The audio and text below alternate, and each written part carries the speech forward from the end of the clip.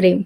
చూసారు కదా, ఈ టెక్నిక్నే picture visualisation or picture description technique అని అంటారనమాట. ఇది చాలా చాలా ఫేమస్ టెక్నిక్. ఆ టెక్నిక్లో మీరు చూసింది అర్థమైంది అనుకుంటాను. ఒక పిక్చర్ని తీసుకొని ఆ పిక్చర్ని నేను డిస్క్రైబ్ చేస్తున్నాను, దాన్ని వర్ణిస్తున్నాను అనమాట. ఈ టెక్నిక్లో కొన్ని రూల్స్ అనేవి ఉంటాయి. అదేంటంటే మీరు ఆ టెక్నిక్ని పాటించేటప్పుడు ప్రతి ఒక్క డీటెయిల్ని మీరు గమనించి గుర్తించి దాని గురించి వర్ణించాలన్నమాట. Okay. And present tense use చేయండి.